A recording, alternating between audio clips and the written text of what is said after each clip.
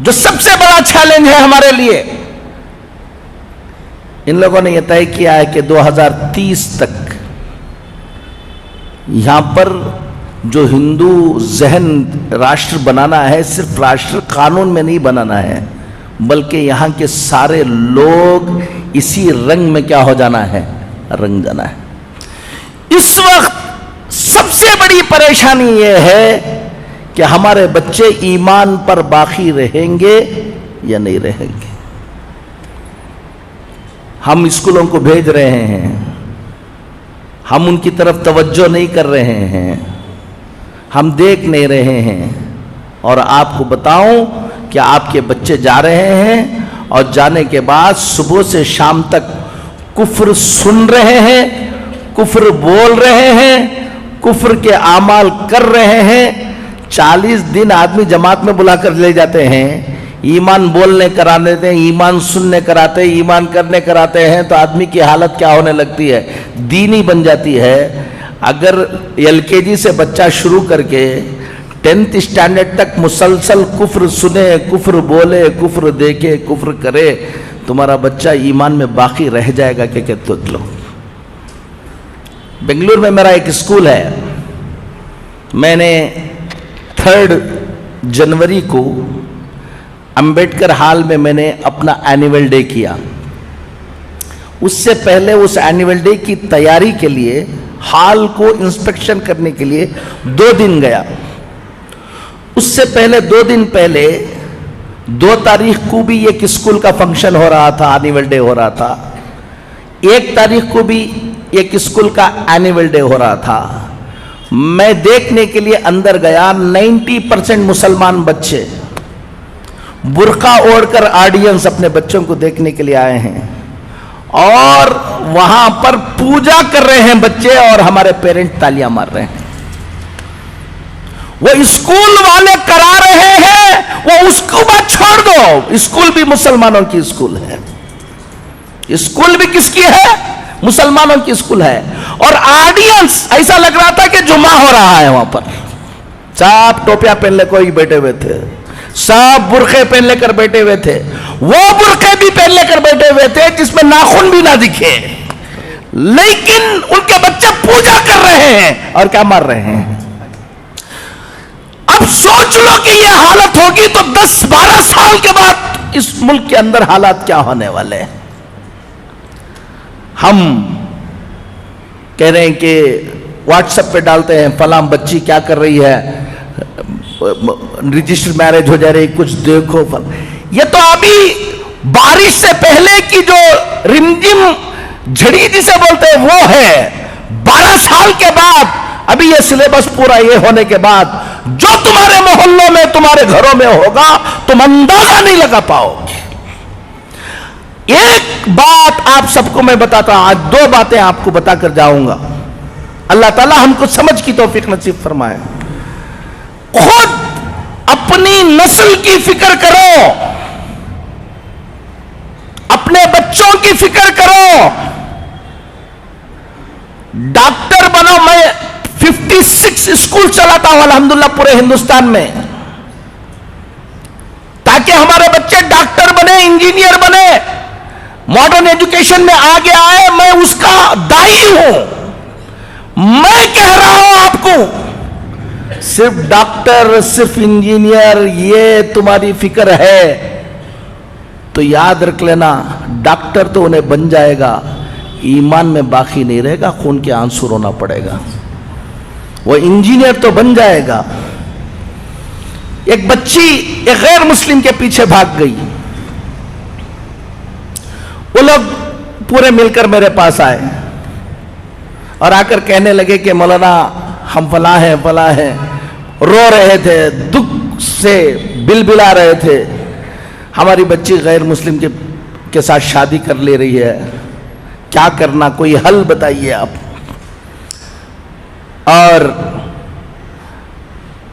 میں نے کہا کہ کون سی اسکول میں پڑھایا ہے تم نے؟ تو اسکول بتایا انہوں نے، وہ اسکول جہاں کفر ہی کفر ہے۔ اب وہ جوش میں آ کر ان کے باپ نے مجھ سے کہا، حضرت میرا بس چل جائے تو میری بچی کو میں قتل کر دوں۔ میں نے اس سے کہا تیرا بس چل نہیں رہا اس لیے قتل نہیں کر رہے, تیرا بس چلا تو تم اس کو قتل کر دیتے ہو بول رہے ہو. میں ایک بات بتاؤں تم کو, میرا بس چلتا تو تم کو قتل کر دیتا تھا میں. وہ بچی کی غلطی نہیں ہے. اگر آج سے 10 سال پہلے, 12 سال پہلے, 15 سال پہلے اگر تم کو آ کر میں کہتا اس اسکول میں, جس اسکول میں جا رہے ہو اس کا ذہن یہ بننے والا ہے, تم خیال کرو کہ ایسی اسکول میں داخلہ کرو جہاں اس کا کیا رہے, ایمان باقی رہے, تو تم مولانا کو کہتے کہ مولانا آپ بیکورڈ ہیں. تم بہت فارورڈ بن رہے تھے نا, لے لو. آپ کو بتا رہا ہوں دیندار گھروں کے بچے ایمان میں باقی رہنا. علی گڑھ گیا تھا میں, حضرت مولانا حکیم کلیم الدین صاحب دامت برکاتہم اللہ ان کی عمر کو دراز فرمائے, وہاں گیا. وہاں بیٹھا ہوا تھا, ایک صاحب آئے بڑے دیندار, کہا کہ حضرت آپ کو یہاں سے جانے کے وقت ایک آدھا گھنٹے کے لیے ہمارے گھر آنا ہے. کہا کیا بات ہے؟ ایک لڑکی غیر مسلم ہو گئی ہے, بہت دن, وہ جا کے دوسرے سے کیا ہو گئی ہے, شادی ہو گئی. بہت دنوں کے بعد, سمجھانے کے بعد, 2 سال کے بعد اس کو بلا کے لے کر آئے. آپ کی زبان سے کچھ بول دیں گے تو انشاءاللہ. ہمارے گھر میں ہمیشہ اجتماع ہوتا ہے, سب ہوتا ہے, اس بچی کو بلا کے لے آئے. میں سمجھا ہمیشہ گھر میں اجتماع ہوتا ہے, سب ہوتا ہے, تو کسی اور کی بچی ہوگی, بلا کے لے آئے ہوں گے. اب میں گیا, بچی سامنے بیٹھی ہوئی تھی اور بات کرنے کے لیے کہا. میں نے کہا کہ تم چھوڑ دو, میں بات کر لوں گا اس کو. اب اندر جانے کے بعد کہا کہ یہ کس کی بچی ہے؟ کہا کہ کسی اور کی بچی نہیں مولانا, یہ ہماری بچی ہے. ہر ہفتہ کیا ہوتا ہے, اجتماع ہوتا ہے, دیندار ہیں, سب کچھ ہیں, ان کی بچی نہیں. میں نے کہا کہ بیٹا تم کہاں پڑھے؟ کہا گرکل میں پڑھے حضرت ہم. میں نے کہا کہ علی گڑھ میں تم کو اور کوئی اسکول نہیں ملی؟ گرکل میں پڑھایا. کتنے بچے تھے؟ پورا گرکل کفر سکھاتا ہے, اسی کام کے لیے بنایا گیا ہے. اب آپ اپنی بچی کو ڈاکٹر بنانے کا جذبہ, آپ بچی کو بھیج رہے ہیں, دیکھ نہیں رہے ہیں, اور اچھے مارکس آ رہے ہیں, یہ آ رہے ہیں, یہ سب دیکھ رہے ہیں. میں نے کہا کتنی اور مسلمان بچیاں تھیں وہاں پر؟ کہا کہ ہم لوگ ایک 6-7 بچیاں تھیں. کیا کیا پروگرام ہوتے تھے, کیا کیا, اب پورا بتایا. میں نے ان کو بلا کر بتایا ہفتے میں 1 مرتبہ تم گھر میں بٹھا کر اس بچی کو اجتماع سنا رہے تھے, اور صبح کو اٹھے تو شام تک وہ کفر سنا رہے تھے. تمہارے کفر, اس کفر کا اثر ہوگا یا تمہاری تعلیم کا اثر ہوگا. ایک بات ذمہ داروں کو کہتا ہوں, اپنے اپنے علاقے کے اندر ٹیوشن سینٹر شروع کرو. بچے اسکولوں کو جائیں, ٹیوشن کو آئیں, اور ٹیوشن کو آ کر جو ٹیوشن پڑھانے کے وقت جو کتابوں کے اندر کفر لکھا ہوا ہے, ٹیوشن بھی پڑھائیں اور کفر کو کلیریفائی بھی کرے ہمارے ٹیچرز. اس سے بچوں کے ایمان کی حفاظت ہوگی.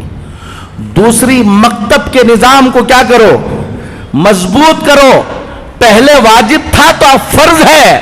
اگر کوئی گھمنڈ کر کے میرا بچہ میں فلان جگہ پڑھا لوں گا, فلان جگہ پڑھاؤں گا, مکتب کو نہیں بھیجے گا, 15-20 سال کے بعد خون کے آنسو رونے کے علاوہ کچھ نہیں رہے گا, یاد رکھ لینا. ایک بات تو سب سے اہم اس وقت یہ ہے کہ اپنے بچوں کے ایمان کی حفاظت کی فکریں کرو, محنتیں کرو. ٹائم کم ہے, سوچیں گے نہیں. اپنے اپنے سب لوگ الحمدللہ. ابھی اثر یہ ہے کہ ایک طرف یہ فتنہ ہے, لیکن مسلمانوں میں بھی بڑی بیداری یہ ہے. ہم پورے ہندوستان میں جاتے ہیں, ہر مسلمان چاہتا ہے کہ کچھ نہ کچھ ہم دین کے لیے کریں. خاموشی کے ساتھ کام کرنے والوں کی ایک بڑی تعداد ابھی پیدا ہو گئی جو کیا کر رہے ہیں, کام کر رہے ہیں. آپ کو بھی, نوجوانوں کو کہتا ہوں, سب کو کہتا ہوں, اپنا وقت اور اپنا پیسہ, اپنی دولت थोड़ा सा पेट पर पत्थर बांध लो, लेकिन अपनी इस आने वाली नस्ल की हिफाजत की मेहनत में लगाओ। हमारे बच्चे जो बड़े बच्चे हैं, नौजवान बच्चे हैं, कॉलेजों में पढ़ रहे हैं, ये कर रहे हैं, हर दिन 1-2-2.5 घंटा दो शाम का वक्त कि बच्चों को जमा करके ट्यूशन तुम चलाओ, चलाकर उनको अच्छा पढ़ाओ और कुफ्र शिर्क की पहचान उनको बनाओ। अगर तुम 1-2 घंटे अपने इन मिल्लत की हिफाजत के लिए नहीं दे सकते, तो कहीं चाय पी लेकर कौम की हालत पर गुफ्तगू करने का तुमको कोई हक नहीं है। तैयार बैठो तबाही और बर्बादी के लिए।